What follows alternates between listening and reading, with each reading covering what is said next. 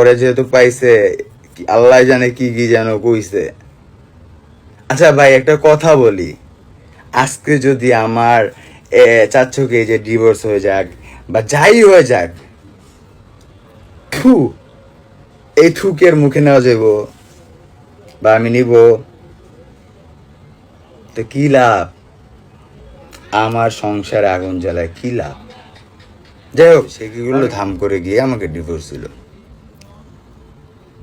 এখন আবার কি শুনি যে সে নাকি আর কি আমাকে ভয় দেখানোর জন্য, মানে এটা তার মুখে শুনি না, তার সাথে যারা ছিল, যে সে নাকি আমাকে ভয় দেখার জন্য, ঠিক আছে, জাস্ট এমনি কাগজে আর কি করে ভিডিও তৈরি করছে যেন আমি ভয়ে দৌড়ে যাই। একটা কথা কি,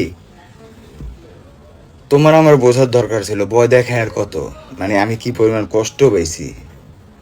এবার রাজা লাইভে এসে মুখ খুললেন, সব কিছুই আবার সবার মাঝে ক্লিয়ার করলেন। শুধুমাত্র আখির জন্যই মৌসুমী আর রাজার সংসার ভেঙে গিয়েছে, সেটাও সবার সামনে এবার ক্লিয়ার করলেন।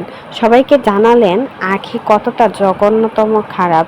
যে থুতু ফেলে দিয়েছে সেই থুতু নাকি কখনো রাজা আর মুখে তুলে নেবে না। মৌসুমী যদি তার জীবন থেকে চলেও যায়, তারপরেও কখনো আখিকে ফিরিয়ে আনবে না। আর আখির মেয়ের সাথে দেখা করেছিল, সেই কথাটা নাকি মৌসুমীর কাছে লুকিয়ে গিয়েছিল রাজা, আর সেজন্যই মৌসুমী রাজাকে ডিভোর্স দিয়ে দিয়েছে। আর এটাই এবার রাজা সবার সামনে ক্লিয়ার করলেন, সবাইকে জানালেন আমার সংসার ভেঙেছে শুধুমাত্র আখি, আমার এক্স বউ, যার সাথে আমার কোনো সম্পর্ক নেই। সে আমাকে ফোন দিয়েছিল আর সেই ফোনটা দেখতে পেয়েছে মৌসুমী, আর সেটা দেখে তার রাগ কন্ট্রোল করতে পারে নাই, আমাকে যা তা বলে আমাকে না জানিয়ে ডিভোর্স দিয়ে চলে আসছে।